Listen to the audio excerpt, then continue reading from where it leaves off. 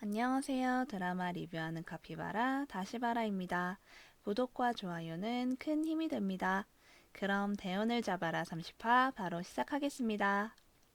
무철은 사람 사는 세상엔 돈보다 더 중요한 게 있다며 사과는커녕 돈으로 해결하려는 차주에게 화를 냅니다. 집으로 돌아온 무철과 노인. 무철은 아까 욱한 것 죄송하다 말하는데요. 노인은 왜 그렇게 욱한 건지 묻습니다. 무철은 어린 시절을 회상하며 입을 엽니다. 제가 7살 때 부모님이 사고로 돌아가셔서 친척 집을 전전하면서 컸습니다. 그때 사람들은 절 부모 없고 가진 거 없는 아이라고 함부로 대했습니다. 그래서 조금이라도 절 무시하면 화가 많이 납니다. 그래서 난 절대로 저런 사람이 되지 않겠다. 꼭 부자가 되겠다 다짐했다 말합니다. 그리고 잃어버린 기억 속 삶에서도 돈 없는 사람을 무시하거나 천대하진 않았을 거라 예상하는데요. 그런 무철에게 노인은 의미심장한 질문을 합니다. 만약 잘 먹고 잘 살았지만 어려운 사람들을 보면 도와주기는커녕 무시하고 천대했다면 어땠을 것 같냐고 말이죠. 무철은 절대 그럴 리가 없다며 펄쩍 뜁니다. 석진은 쇼핑몰 오픈을 앞두고 직원들과 함께 이것저것 확인 중입니다. 그때 전화가 걸려오는데요. 태영의 아버지입니다. 안부를 묻고 오픈 준비는 잘 돼가고 있는지도 묻네요.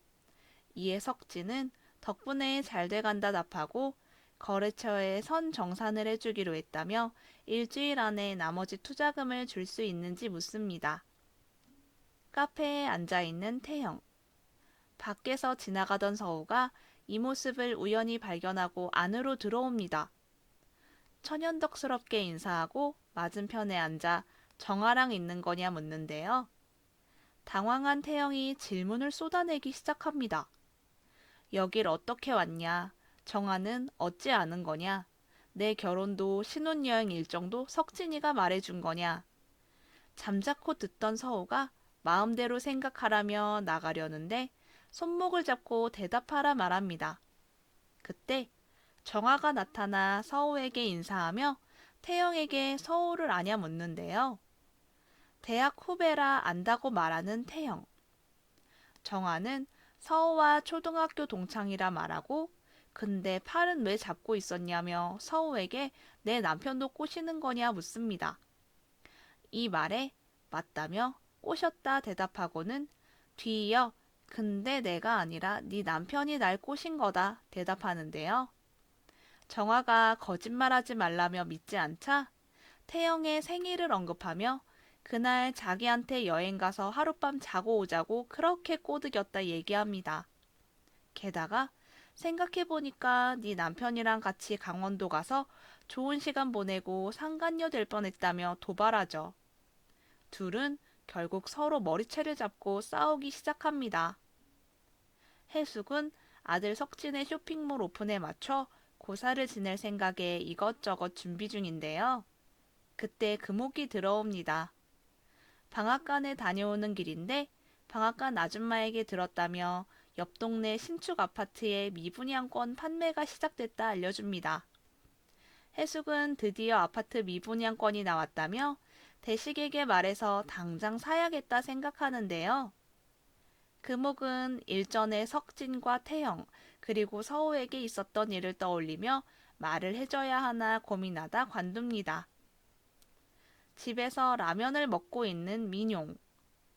규태가 들어와 환자가 무슨 라면이냐며 밥을 먹으라 말하는데요. 이에 민용은 이제 환자가 아니라며 내일 아빠 가게에 월세 날인데 매달 이맘때면 돈 아끼라면서 사람 들들 볶던 게 누군데? 라고 말합니다. 이 말을 듣고 규태는 무언가 생각난 듯 그래 내일 대운빌딩 월세 날이지? 라고 말하고 나가죠. 폐지를 주우러 다니는 무철. 골목길에서 아이들을 마주치는데요. 여러 명이 한 명을 놀리고 있네요.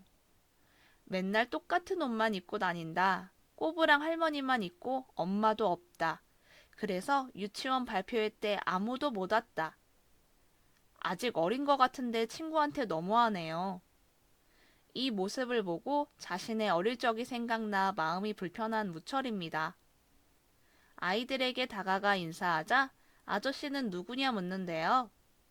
가방에 적힌 이름을 보고 민수 삼촌이라 말하죠. 그리고 폐지로 멋진 장난감을 만듭니다. 장난감을 갖고 싶어 하는 아이들에게 민수 놀리지 않고 사이좋게 논다고 약속하면 준다 말하는데요. 아이들이 민수와 잘 지낼 수 있게 만들어 주었네요. 한편 집에서 해숙이 가져다 놓은 죽을 먹으며 눈물을 흘리는 미자. 북받쳐 오르는 감정에 한 숟가락도 제대로 먹질 못합니다. 이때 서우가 들어와 엄마 괜찮냐며 우리 이제 어떻게 되는 거냐 묻죠. 엄마의 마음도 모르고 계속 닥달하는 서우에게 이 집에서 그렇게 곧바로 나가는 건 아니라 대답해주고 방으로 들어갑니다. 서우는 짜증을 내며 태아에게 아무 대책이 없냐 묻는데요. 아빠가 없으면 오빠가 이 집의 가장이잖아. 무슨 대책이라도 세워야지. 라고 말하며 따지는 서우에게 태아는 엄마도 계신데 내가 왜 가장이야? 그거 월권이야? 라는 궤변을 늘어놓습니다. 방에 들어온 태아에게 문자가 오는데요. 잠깐 좀 보자는 아진입니다. 아진의 가게로 찾아간 태아. 마침 진태는 가게를 나섭니다. 아진은 3천만 원을 할부로 갚으라며 매달 250만 원씩 1년 동안 달라는데요. 태아는 당장 몇십만 원도 없는데 무슨 소리냐며 너도 내 시계 잃어버렸지 않냐 말하죠. 이에 멀쩡한 몸 놔두고 뭐 하는 거냐며 돈이 없으면 일을 하라 말하는 아진. 난 아무 일이나 안 한다는 태아에게 그런 거 따질 여유가 있냐며 다음 달부터 250 따박따박 갖다 주라 말하고 부엌으로 가버립니다. 한편 복자는 길 가던 중 웬 시음 행사에 관심을 보이는데요. 건강음료라네요. 그런데 웬 할머니와 눈치를 주고받는 남자. 느낌이 안 좋은데요. 이 총각 덕분에 아들한테 면 제대로 섰다며 이 음료를 사서 아들 집 한 채 사줬다 말합니다. 이 말에 눈이 동그래져서 어떻게 한 거냐 묻는 복자. 결국 할머니와 남자의 꼬임에 속아 건강음료를 양손 가득 사들고 집으로 옵니다. 그게 뭐냐 묻는 미진을 뒤로하고 방으로 들어온 복자는 더는 내 아들 무시당하는 꼴 못 보겠다며 이거 팔아서 사업 미천이라도 대줘야겠다 생각하는데요. 꽃집에서 예쁜 꽃다발을 산 대식. 이 정도면 해숙이 좋아하겠지? 이거라도 들고 가서 말해보자 생각합니다. 같은 시각 해숙은 아파트 미분양권 판매한다고 얘기할 생각에 신이 나 있는데요. 때마침 우체부가 서류를 하나 주고 갑니다. 집 경매 관련 서류인데요. 결국 해숙이 경매로 나온 집을 대식이 낙찰받은 사실을 알아버렸네요. 이런 사실을 알 리 없는 대식은 해숙에게 눈치 없이 꽃을 들이밉니다. 그리고 저녁에 스테이크를 먹으러 가자며 기분 좋게 얘기하는데요. 해숙이 말없이 경매 서류를 내밀자 대식은 깜짝 놀랍니다. 나 몰래 이 집 낙찰받은 거냐 묻는 해숙. 대식은 그렇다 대답하고 어떻게 말 한마디 상의도 없이 이럴 수가 있냐 화를 내는 해숙에게 그냥 여기서 살자며 이 집에 정 많이 들었지 않냐? 괜히 여기저기 이사 다니지 말고 그냥 여기서 살자 말하는 대식인데요. 해숙은 그게 할 소리냐며 이제 각자 찢어져서 자기 멋대로 한번 살아보자 말하고 밖으로 나가버립니다. 금옥은 커피를 서빙 중인데요. 그런데 손님이 갑자기 손을 잡으며 수작을 부리네요. 때마침 규태가 가게로 들어와 행동거지 똑바로 하라고 말하며 종이를 하나 건넵니다. 내 통장 4번이라며 앞으로 월세를 여기다 보내라 말하네요. 무철이가 생전에 이 건물을 다른 사람한테 팔았는데 그 사람이 나한테 모든 것을 위임했다며 월세도 내가 받아서 전해주기로 했다 하는데요. 그 사람이 누구냐 묻자 넌 말해도 모른다 얼버무리죠. 금옥은 규태가 차고 있는 금 액세서리들을 보고 웃으며 개목걸이도 아니고 너무 촌스럽다 말합니다. 그리곤 진태한테 차도 사줬더라며 아무리 봐도 수상하다 말하는데요.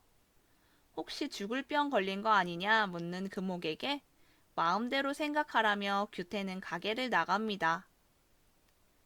애들하고 노느라고 폐지를 많이 못 주었다 말하는 무철. 노인은 차주인이랑 싸우느라고 못 죽고 애들이랑 놀아주느라고 못 죽고 대체 일은 언제 해서 밥값 할 거냐며 옆 동네에는 뭐가 많으니 그쪽으로 한번 가보라 말해줍니다. 동네가 낯설지 않다며 이상하다 말하는 무철. 규태는 내일부터 월세가 들어온다는 생각에 날아갈 듯 기뻐하며 소리칩니다. 최규태, 대운 빌딩의 건물주로서 제2의 인생을 한번 살아보자고. 까짓거 무철이만 하라는 법 있어? 한무철, 보고 있나? 꼬우면 와서 한판 뜨던가. 그 시각 무철이 대운 빌딩 반대편에서 건물 외관을 보며 감탄하고 있는데요. 갑자기 두통이 몰려옵니다. 규태는 투자 전문가를 만나기로 한 걸 깜빡했다며 발길을 돌리는데요. 무철의 뒷모습을 보며 불러 세우는 규태를 향해 무철이 고개를 돌리는 장면으로 이번 화도 끝이 납니다. 다음 화에 둘은 서로를 마주하고 누군지 알아볼까요? 그럼 저는 다음 화로 찾아뵙겠습니다. 시청해주셔서 감사합니다. 구독과 좋아요는 큰 힘이 됩니다.